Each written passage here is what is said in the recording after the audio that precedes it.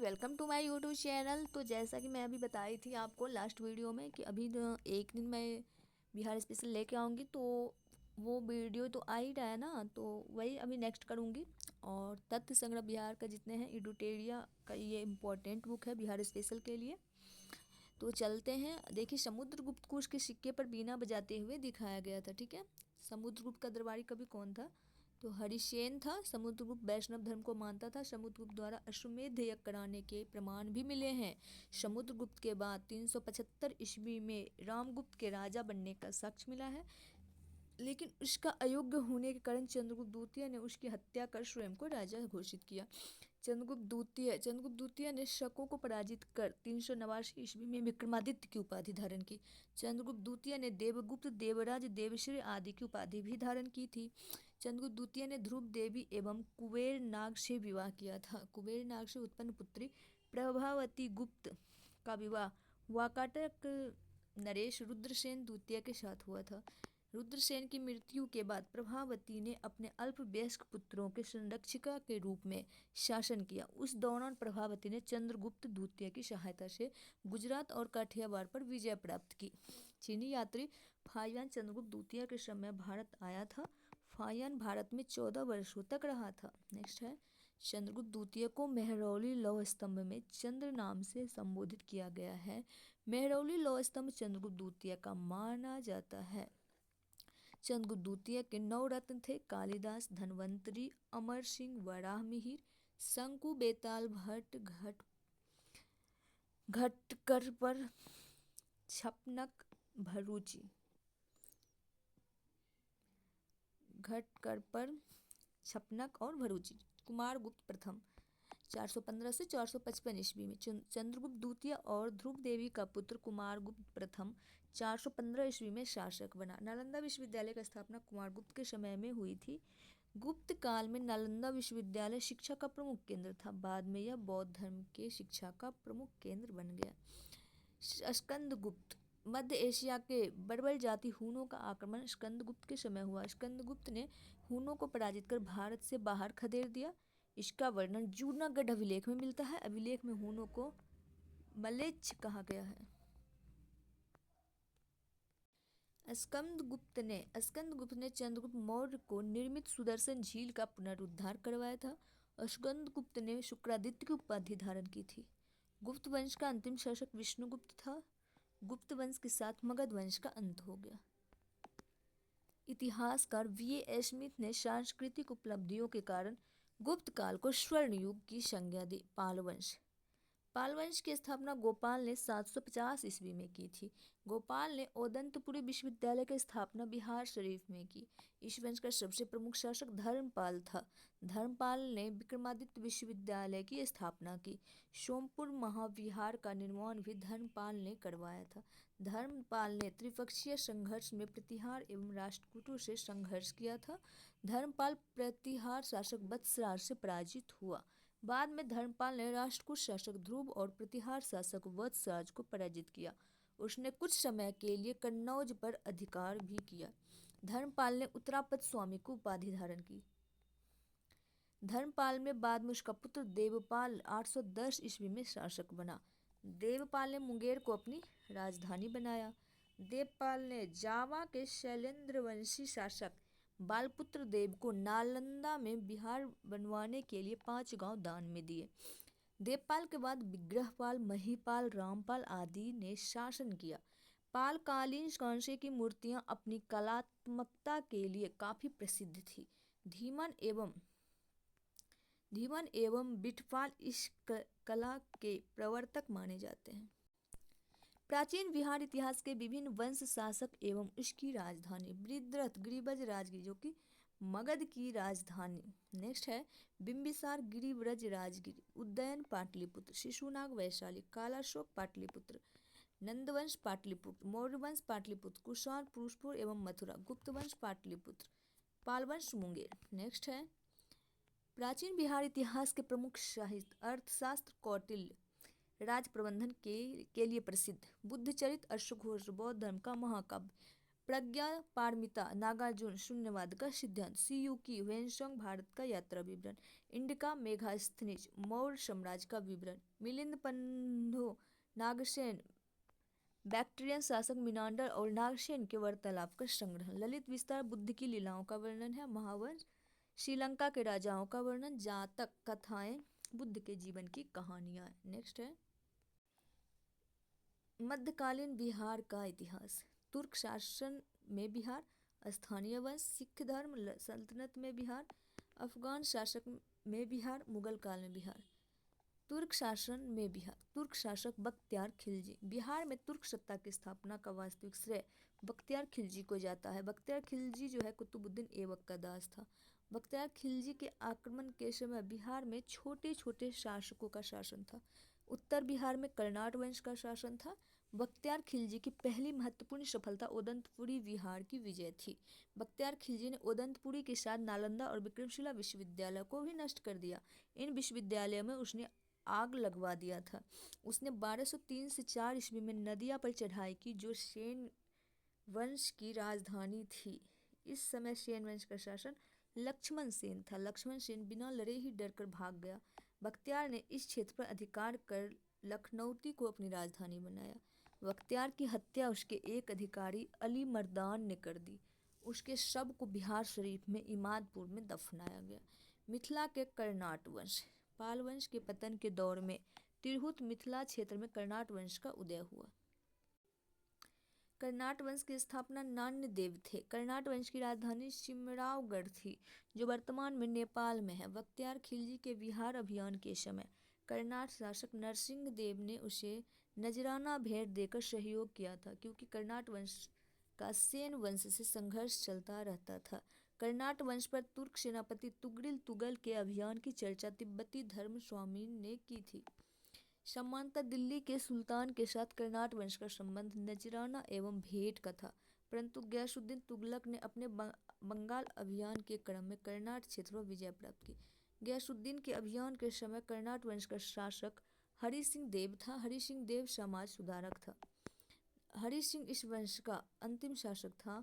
उसके समय पंजी प्रबंध का विकास हुआ। नेक्स्ट है दिल्ली के सुल्तान एवं बंगाल शासकों के बीच निरंतर होने वाले संघर्ष में बिहार लंबे समय तक युद्ध का अखाड़ा बना रहा। इल्तुतमिश दिल्ली सल्तनत का प्रथम सुल्तान था जिसने बिहार पर अभियान किया। उसने 1225 ईस्वी में बंगाल एवं बिहार पर अधिकार किया, परंतु यह अधिकार उसके अधिकारी के समय ही खत्म हो गया। तुगलक काल में बिहार पर सुल्तानों का वास्तविक नियंत्रण हुआ। 1324-25 में गयासुद्दीन तुगलक ने कर्नाट क्षेत्र पर विजय प्राप्त की। फिरोज शाह तुगलक भी अपने बंगाल अभियान के समय बिहार आया था। पटना और गया से उसके अभिलेख प्राप्त हुए।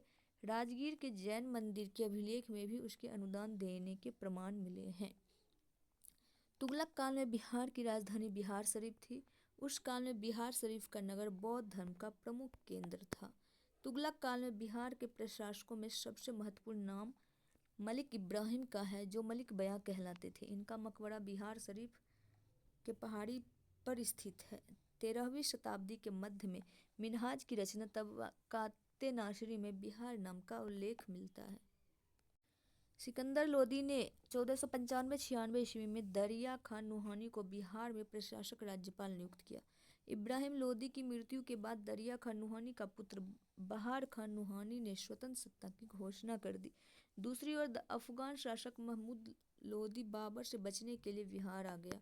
बाबर ने 1529 ईस्वी में घाघरा के युद्ध में बिहार के इन अफगानों को पराजित कर दिया।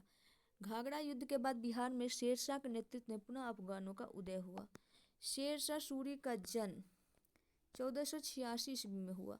उसके पिता का नाम हसन खां था जो सासाराम के जागीरदार थे।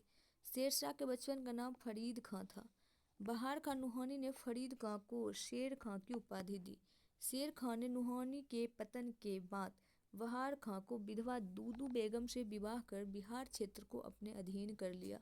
शेर खां ने 1534 ईस्वी में सूरजगढ़ की लड़ाई में बंगाल को पराजित कर उस पर अधिकार कर लिया। नेक्स्ट है 1539 में चौसा के युद्ध में हुमायूं को पराजित कर उसने शेर शाह की उपाधि धारण की। 1540 ईस्वी में कन्नौज युद्ध में हुमायूं को पराजित कर उसने दिल्ली में सूर्यवंश की स्थापना की। 1541 ईस्वी में शेर शाह ने पटना का दुर्ग बनवाया और इस नगर को बिहार की राजधानी बनाया। इस वर्णन अब्दुल्ला के तारीख़ दाऊदी में मिलता है। शेरशाह ने 1543 में रायसीन, 1544 ईस्वी में मारवाड़ विजय किया। 1545 में कालिंजर अभियान में गोला फटने से वह घायल हो गया और उसकी मृत्यु हो गई। शेर शाह ने अपने जीवन काल में ही सासाराम में इंडो इस्लामिक स्थापत्य कला पर आधारित मकबरा का निर्माण करवाया। शेरशाह की मृत्यु के बाद उसके पुत्र इस्लाम शाह ने इसे बनवाया। कृत्रिम झील के मध्य स्थित यह इमारत आकार में अष्टकोणीय है तथा लाल बलुआ पत्थर से निर्मित है। शेर शाह ने बिहार में रोहतास किला भी बनवाया। क्या बनवाया? रोहतास किला भी बनवाया। शेर शाह ने जब्ती प्रणाली चलाई जिसमें भूमि की माप के आधार पर लगान निर्धारित किया जाता था। बाद में इसे अकबर ने भी अपनाया। शेर शाह का शासन सुव्यवस्थित शासन प्रणाली के लिए प्रसिद्ध थी। उसने संचार व्यवस्था, डाक व्यवस्था, सैन्य व्यवस्था, राजस्व व्यवस्था में व्यापक सुधार किए। शेर शाह के बाद उसका पुत्र जलाल खां इस्लाम शाह की उपाधि के साथ गद्दी पर बैठा। बाद में सूरवंश 3 भागों में बट गया। 1555 ईस्वी में मच्छीबार और सरहिंद के युद्ध में हुमायूं ने सिकंदरी सूरी को पराजित कर सूरवंश का अंत कर दिया। शेर शाह की मृत्यु के बाद कुछ वर्षों तक सूरवंश की सत्ता बनी रही, लेकिन 1555-56 में मुगल राज्य की पुनः स्थापना हो गई। दिल्ली में मुगल राज्य की पुनः स्थापना के समय बिहार में ताज खां करारानी के नेतृत्व में एक अफगान राज्य का गठन हुआ। ताज खां करारानी ने अकबर के प्रति सम्मान की नीति अपनाई, लेकिन उसके पुत्र दाऊद खां करारानी ने इसका विरोध किया। अकबर ने उसे दंडित करने के लिए स्वयं आक्रमण किया। 1576 ईस्वी में उसने पटना को जीत लिया और दाऊद खां को पटना छोड़कर भागना पड़ा। दाऊद खां बिहार का अंतिम अफगान शासक सिद्ध हुआ। 1580 में बिहार को मुगलों द्वारा एक सूबा प्रांत का दर्जा दिया गया। अकबर द्वारा मुनीम खां को बिहार का गवर्नर बनाया गया। अकबर के समय राजा मान सिंह को बिहार का प्रांतीपति बनाया गया। मान सिंह के समय मुगल साम्राज्य बिहार में काफ़ी मजबूत हो गया था। मान सिंह के समय रोहतास को बिहार की राजधानी बनाया गया। जहांगीर के समय छोटा नागपुर के क्षेत्र पर मुगलों का अधिकार स्थापित हुआ। इस क्षेत्र में मुगलों को हीरा और सोना प्राप्त हुआ था। जहांगीर ने 1621 ईस्वी में राजकुमार परवेज को बिहार का प्रांतपति बनाया।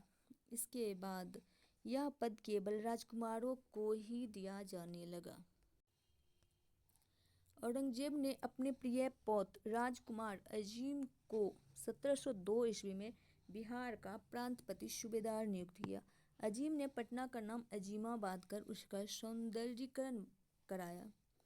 उत्तर मुगल के शासक फर्रुखसियर ने 1713 ईस्वी में पटना में अपना औपचारिक राज्याभिषेक कराया। वह पहला मुगल सम्राट था जिसका राज्याभिषेक बिहार में हुआ। शाह आलम द्वितीय का भी विधिवत राज्याभिषेक 1761 ईस्वी में पटना में हुआ था। औरंगजेब की मृत्यु के बाद कमजोर होती सत्ता में बिहार बंगाल भाग बन गया। मुर्शीद कुली खां 1727 ईस्वी तक बिहार बंगाल उड़ीसा का सूबेदार रहा। उसके बाद सरफराज खां नवाब बना। अलीवर्दी खां ने गिरिया के युद्ध में सरफराज खां को पराजित किया और बंगाल का नवाब बन गया। उसने मुगल सम्राट को 2 करोड़ रुपये देकर अपने पद को स्थायी बना दिया। 1756 ईस्वी में अलीवर्दी खां की मृत्यु तक बिहार, बंगाल और उड़ीसा क्षेत्र पर उसका प्रत्यक्ष नियंत्रण रहा। सिख धर्म के संस्थापक गुरु नानक देव हैं। उन्होंने बिहार में गया, राजगीर, पटना, मुंगेर, भागलपुर आदि की यात्रा की थी। सिख धर्म के 9वें गुरु गुरु तेग बहादुर भी सासाराम गया होते हुए पटना आए थे। यहाँ वे अपनी पत्नी गुजरी देवी को छोड़ गए थे जो मां बनने वाली थी। यहाँ पटना में गुरु गोबिंद सिंह का जन्म हुआ। सिख धर्म के 10वें और अंतिम गुरु गोबिंद सिंह का जन्म पटना में 26 दिसंबर 1666 को हुआ। गुरु गोबिंद सिंह 1676 में 10वें गुरु बने और 1699 ईस्वी में उन्होंने खालसा पंथ की स्थापना की। तख्त श्री हरमिंदर पटना साहिब सिख धर्म का प्रमुख तीर्थस्थल है। इसका निर्माण महाराजा रंजीत सिंह ने करवाया था। आधुनिक भारत। यूरोपीय कंपनी का प्रवेश। बिहार में सर्वप्रथम पुर्तगाली आए जो हुगली से पटना नाव द्वारा व्यापार करते थे। वे पटना से 16 सूती बस, चीनी मिट्टी के बर्तन, मसाले आदि प्राप्त करते थे। 1632 ईस्वी में पटना में डचों ने अपना व्यापारिक केंद्र स्थापित किया। डचों को अभिरुचि सूती वस्त्र, सोना आदि में थी। अंग्रेजों ने 1620 ईस्वी में पटना के अमलगंज में अपना व्यापारिक केंद्र स्थापित किया, लेकिन वह 1621 ईस्वी में बंद हो गई। उन्हें व्यापारिक केंद्र स्थापित करने में वास्तविक सफलता 1651 ईस्वी में मिली। अंग्रेज यात्रा पीटर मुंडी 1632 में बिहार आया था। उसने यहाँ व्यापार की संभावनाएं देखी तथा डच कंपनी को व्यापार करते हुए देखा। अंग्रेजी कंपनी की फैक्ट्री में वर्तमान गुलजारबाग पटना स्थित गवर्नमेंट प्रिंटिंग प्रेस सर्वे कार्यालय स्थित है। डेनिस ने 1774 ईस्वी में पटना सिटी के नेपाली कोठी के समीप अपनी फैक्ट्री स्थापित की थी। मुगल शासक फर्रुखिया ने 1717 ईस्वी में अंग्रेजों को भारत में कहीं भी व्यापार करने एवं सिक्कों प्रयोग करने की मान्यता दी। इस घोषणा को ईस्ट इंडिया कंपनी का मैग्ना कार्टा कहा जाता है। बंगाल, बिहार एवं अंग्रेज। अंग्रेजी कंपनी को 1717 ईस्वी में व्यापारिक अधिकार प्राप्त हो गया। दूसरी ओर बंगाल के नवाब अलीवर्दी खां मुगलों से हटकर स्वतंत्र सत्ता चला रहे थे, अतः व्यापारिक हितों के संघर्ष स्वाभाविक था। 1756 ईस्वी में अलीवर्दी खां की मृत्यु के बाद उसका नाती सिराजुद्दौला बंगाल का नवाब बना। 23 जून 1757 ईस्वी को अंग्रेजी और सिराजुद्दौला के मध्य पलासी की लड़ाई हुई, जिसमें सिराजुद्दौला पराजित हुआ।